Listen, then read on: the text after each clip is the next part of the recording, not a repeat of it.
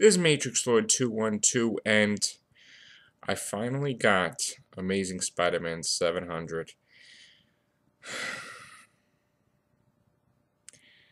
Okay. Thank you guys at Comic Book Jones for holding on to the comic for me. I have an open mind and I have read it. And I gotta say that I still, after reading it, do not agree at all with the direction of the book. It is ridiculous. I don't care if Dr. Octopus is a mass murdering scum. Yes, it's a comic. Yes, in the movies they make him different. But he has killed in the comic thousands of people. All of a sudden, that Peter Parker's been beating him for 50 years, but of course, comic book time, it's different. He's been beating him every which way known to Sunday.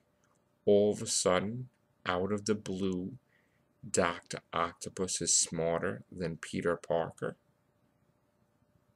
No way. If he fought Dr. Octopus 1,000 times, and in 999 times, he destroyed him badly and beaten him amazingly, there is no way that after one victory that Dr. Octopus is superior in any way. I don't like it that all of a sudden they turn Peter Parker into a bumbling buffoon that is so scared to get back in his body that he makes too many mistakes. There is no way. Peter Parker talking about, oh, I wish I would have been that smart to make webs, create like an air, like, are you kidding me? Like an airbag? How many different designs has he made with the webs? You're doing it for 50 years and you mean to tell me all of a sudden you're going to have that dialogue come from his mouth? No. It is garbage. Totally. No offense to Dan Slott, but no offense to Dan Slott. But there is no way that you could have a fan like myself who has collected Spider-Man since 1987 straight, who has collected back issues as well. I have 35, 36 long comic book boxes. Most of actually, they're all Marvel, but most of the comics are Spider-Man comics, okay? There is no way you're going to tell me. No way. I've read just about every storyline, okay? There is no way you're going to tell me that Peter Parker was defeated this easily. No way. Obviously, because he doesn't want to kill Doc Ock, he is probably in the Golden Octobot.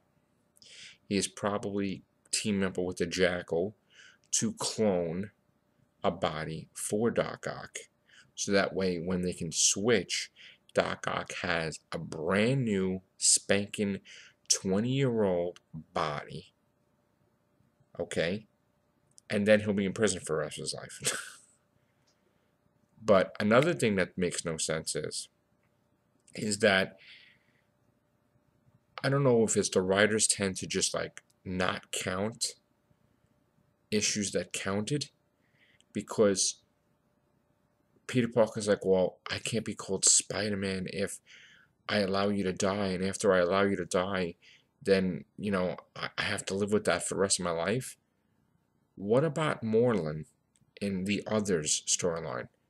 He killed Moreland. Yes, Peter Parker, Spider-Man, killed someone for the first time ever. Oh, I'm sorry. Did that never happen because the timeline was altered? Wow. Anyway, I guess that's what happens when you make a deal with the devil, Miss Fisto, because you could just erase everything like with a snap of your fingers. But anyway, and then Carly Cooper, is that her name? The cop that he tells her the truth? Like, and then she's just standing there? No. She'll probably grab the golden octobot. And don't forget, too, that after the body dies, the brain remains active for 6 whole minutes. Okay? Which I guess if the octobot takes a couple of seconds to absorb the essence of the person. So I'm pretty sure that Peter Parker is safe inside the octobot.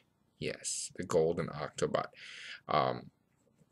But what's with this revelations and flashes that Peter Parker's memories are screwing with Doc Octopus, making him into a hero? No. And then all of a sudden, out of the blue, he's just going to say, yes, I promise to protect all your family and your friends, and I plan on carrying in your name? No. Okay?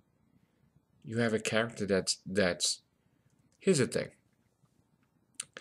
If you have the memories of Peter Parker that's overwhelming Doc Ock, all those memories, wouldn't the opposite be effective, where the 50 years of memories of evil remain as well? I mean, I know they want to say good is better than evil, good is more powerful than evil, of course, but wouldn't that remain as well? Wouldn't Dr. Octopus's evilness continue to make him the person he is inside of Peter Parker's body? This is just ridiculous. And, I'm going to say it right here. This was a disgrace to do this to Stanley on his 90th birthday. I think it's very disrespectful, 100,000,000%. And I will not be getting the inferior Spider-Man. Sorry, I will not be getting the comic called Superior Spider-Man, because I don't want to read about Dr. Octopus web swinging throughout the city. I want to read about Peter Parker, and it's not Peter Parker, so I won't be getting Superior Spider-Man. I'm taking a stand. Everybody could do what they want and what they wish, but just know that, you do not want to enable the behaviors of, you don't want to enable the behaviors of the people that created this storyline if you don't like it. So in other words, I don't agree with the storyline, so I won't get the comic. I won't give them my money. And, if everybody doesn't like what happened, nobody's putting a gun to the head to force them to get Superior Spider-Man.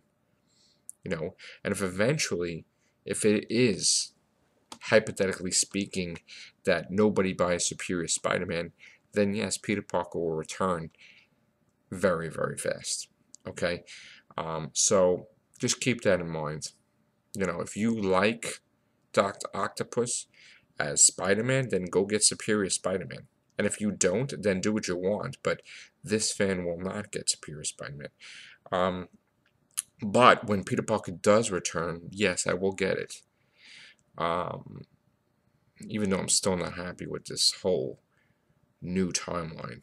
That's, they make it like Spider-Man is the whole entire Marvel Universe, that he's allowed to, put ripples in it by making deals with devils, whatever. I'm never going to get over that storyline, and I'm not getting over this one, but you know what? It's really, really sad that 2012 is going to forever be the year that Peter Parker died. Spider-Man died, 2012. And it's just disgusting, really. I'm just, not only that, but I think the cover sucks too. I mean, I understand they were trying to do the Spider-Man faces in the place of whatever, but Venom in the eye socket, the whole entire, For someone that's promoting like Doc Ock versus Spider-Man, you used Venom an awfully lot. You know what I'm saying? In the cover. And in all these comics, they always made it that Green Goblin was his main nemesis. You know, even though he came after. Green Goblin was his main bad guy. So, I mean, yes, Dr. Octopus is like on the top 10 of his baddie list. But just imagine if every single villain in the top 10 got the spotlight as much as Doc Ock did in this storyline. I mean, if you're going to do this with Doc Ock, I mean, what kind of storyline are you going to have with Norman Osborn? Green Goblin. And yes, let's make him back in the Spider-Man comics as the main villain instead of just taking over the, you know, like becoming everybody's villain. I mean, it's ridiculous.